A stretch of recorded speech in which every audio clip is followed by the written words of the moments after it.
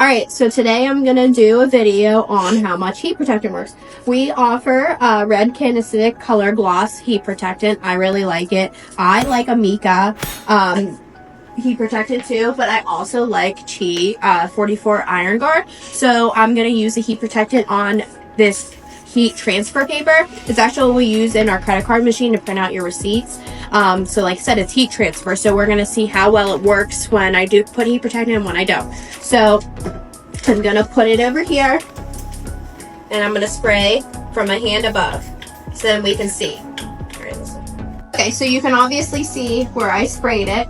So I'm going to grab this and I'm going to go from the top where I didn't spray it. The spray is from here down. My flat iron's on 300. So you ready?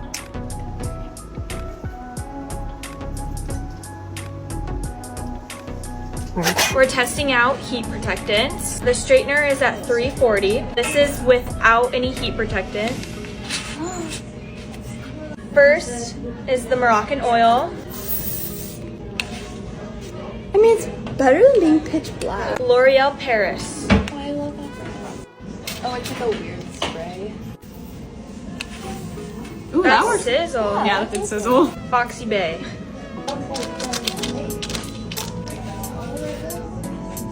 That one's really good. Dry bars next. Oh. What? Oh wait, sorry guys. Oh. We all got so excited. It's this side. Okay. Oh. Not bad. That's good. Okay. That's good. Miranda has the Amica. Yeah. Oh, there we go. Look at Wait, that. here, let me redo it. Oh, well. Great. Oh, well, these are the winners. Moroccan oil and Foxy Bay. So why did I let y'all hype me up to get this? And you know what? This better work too. Let's see what it's talking about.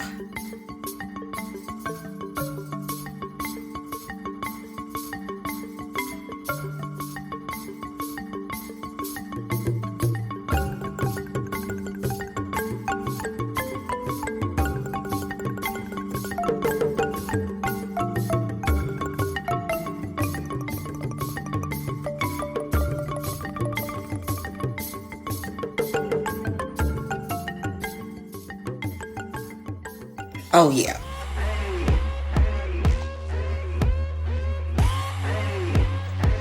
Oh no.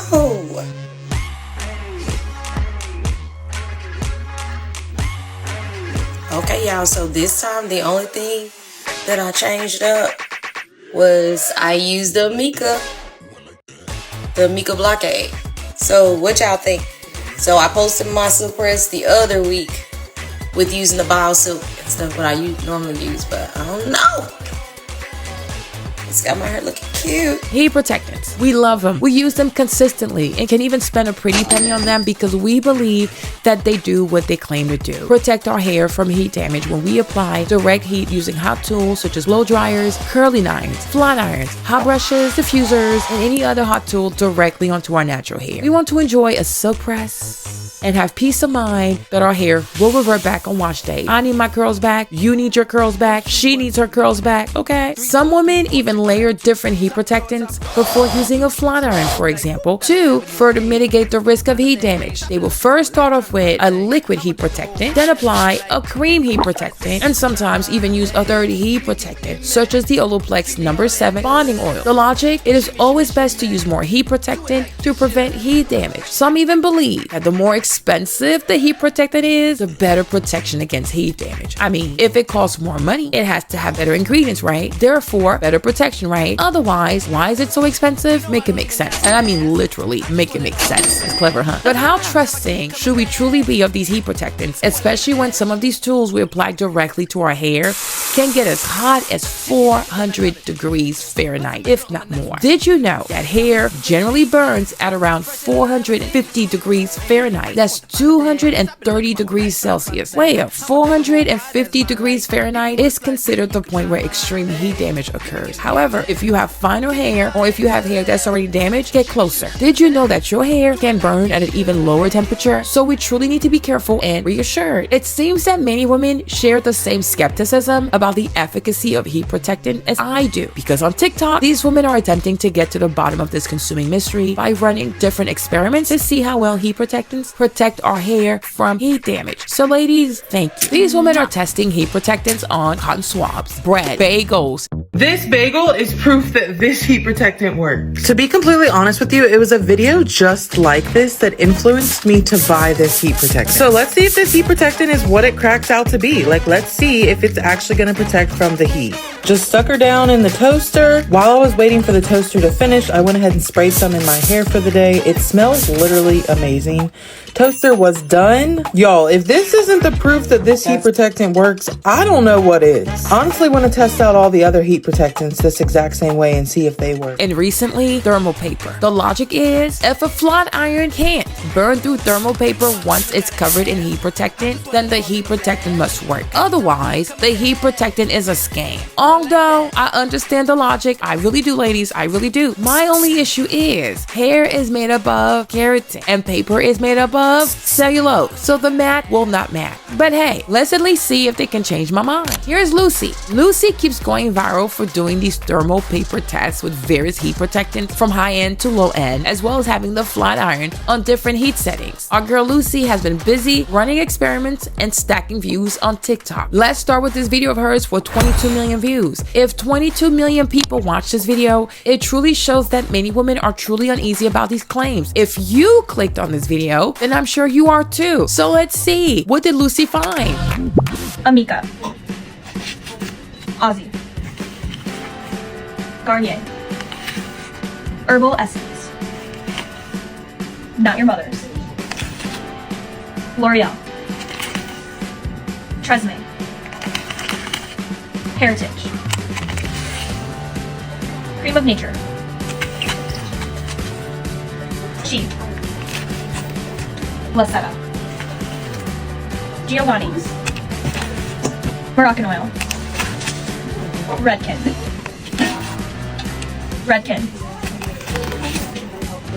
Rust, Amika, Eva NYC, Joico, Oligo, Olaplex, Beach Waver, Moroccan oil, Kevin Murphy, R & Co, Brazilian Blowout, Mark Anthony, L'Oreal Frizz Killer, Bedhead. Here's the receipt without any heat protectant. Amika. Please do not throw away your favorite heat protectants because of this video. This reminds me a lot of when the toast heat protectant test was going viral and the Q-tip heat protectant test as well. And on fire, but it's not burning the Q-tip. Does the Moroccan oil heat protectant pass the test? No heat protectant. Look how fast that burnt up. Heat protectant.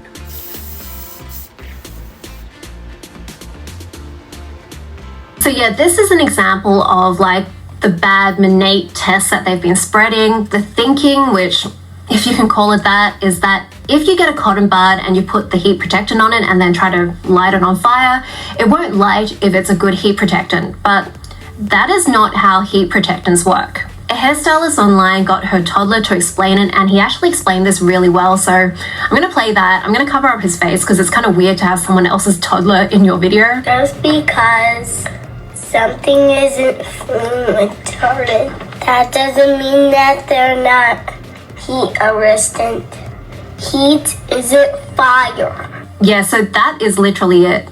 If you have a heat protectant, it spreads heat out really nicely, and so you're not getting hot spots in your hair. Fire is combustion. It's something reacting with oxygen and burning. So cotton, for example, is actually used in oven mitts. It's really good at protecting your hands from fire, but it's going to burn. They are two completely different properties of substances. Most of the time, what these videos are actually showing is that Some products contain water, which is really good at not lighting, and other things will contain oil or alcohol and they will light on fire. It is just a test for combustion. So I guess the ironic thing is that too much water is actually bad in heat protectants because water can absorb into hair and boil. It doesn't evaporate as easily as alcohol, but it boils a lot more easily than oil. And so what happens is inside your hair, it can boil explosively. So it goes kind of like popcorn and it causes something called bubble hair, which is literally like popcorn. And all of these tests really make it seem like heat protectants don't work, but the issue with that is that receipt paper, bread, and Q-tips are not the same thing as our hair. Hair care brands do not create heat protectants for them to act as a universal shield from heat on all different types of materials. They only test the protective ability of products like this on actual hair because hair has such a unique, complex chemical structure. And it's so completely different from things like paper and bread that it really doesn't make sense to do tests like this, and it definitely doesn't make sense to throw away your favorite products because of them.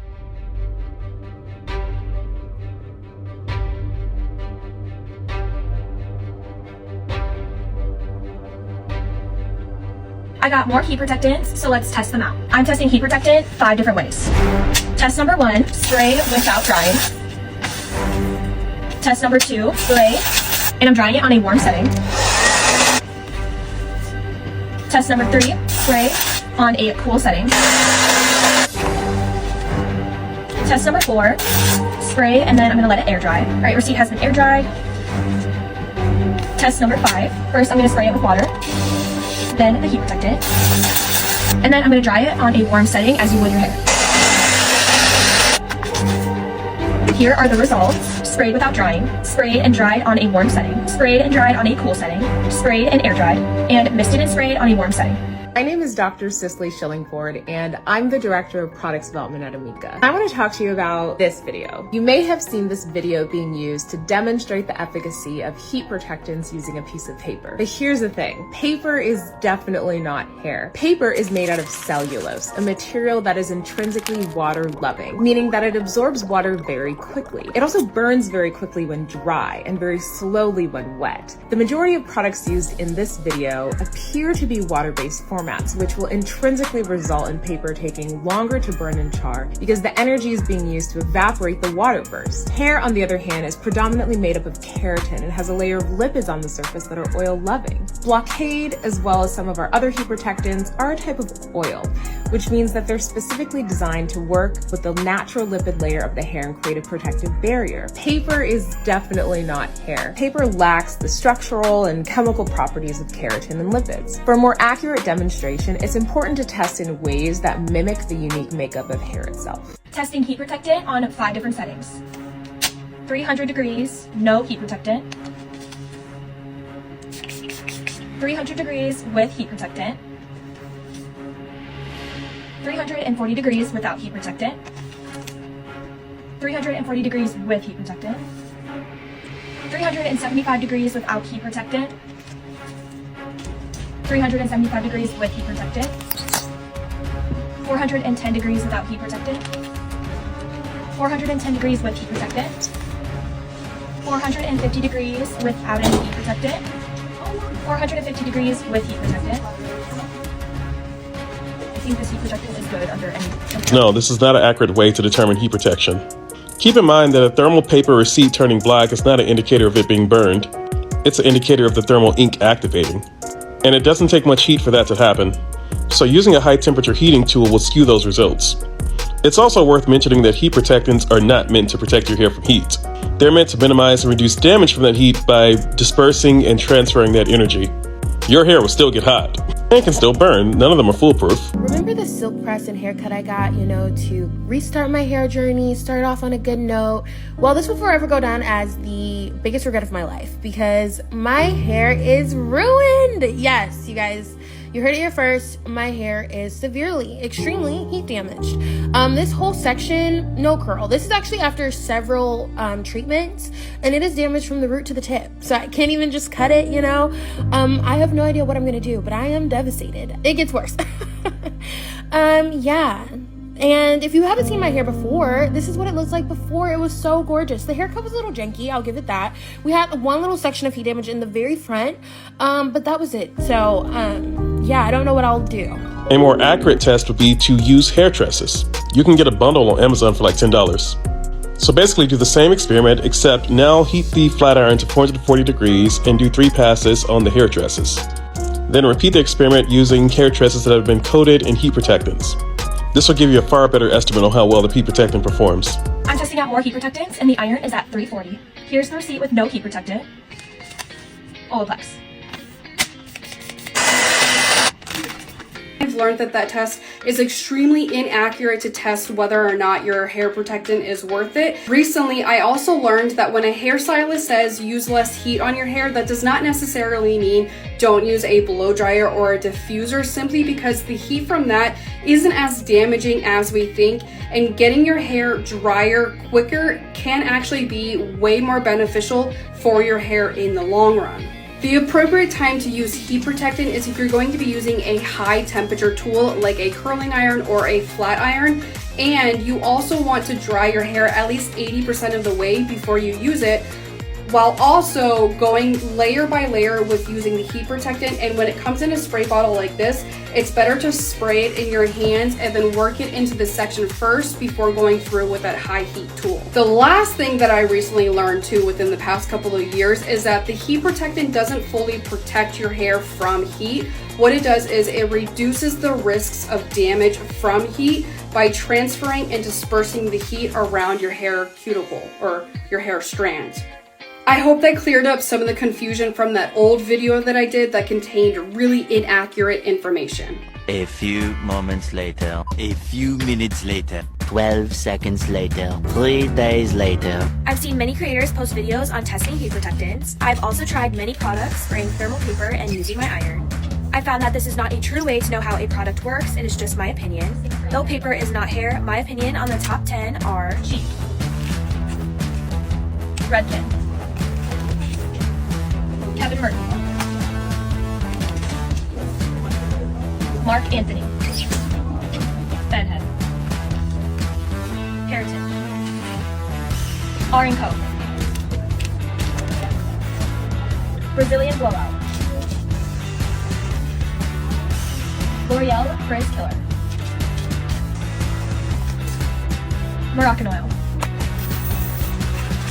I want to talk to you about this video. For a more accurate demonstration, it's important to test in ways that mimic the unique makeup of hair. All right, so let's talk about how we actually test products like Blockade for heat protectant. So for a product like Blockade, the product is applied to hair tresses and then compared to an untreated control. Both sets of hair are then flat ironed at 450 degrees, and then they undergo an anti-breakage test, which consists of a process called repeated grooming. This means that we brush the hair with a comb repeatedly over and over again, and we observe whether the hair that's been treated with Blockade is actually more resistant to breakage. So this is how we test to ensure that applying a heat protectant like Blockade protects the hair from breaking during heat application. Really, flat ironing at 450 degrees is the most extreme environment that a hair can undergo during heat, which is why we use those settings to evaluate our protection against heat. Glad to know that our heat protectants are protecting our hair from heat damage.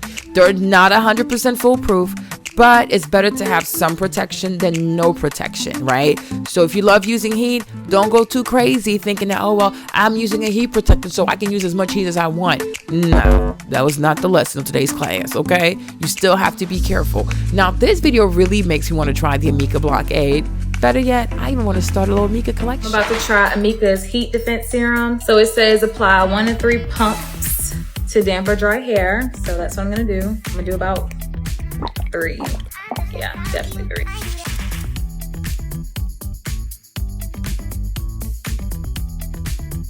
Whenever I use heat protectant, I use a few pumps before I blow dry and then a few pumps before I use my flat iron or round brush. I feel like it doesn't hurt to add a few more layers of protection, and it doesn't make my hair greasy, so I feel like it's a safe thing to do. So that's what I'm about to do before I flat iron my hair. It literally smells so good. I love trying new products, I really do. Look at that shine. Hey Amika, you might have a new fan, because I gotta get the shampoo and conditioner now. I need the whole package. If that heat protectant is part of the reason why my hair looks as good, then I gotta get the whole thing. I have to get the whole thing. Look at this. It's like water. Maybe you have to let go of who you were to become who you will be.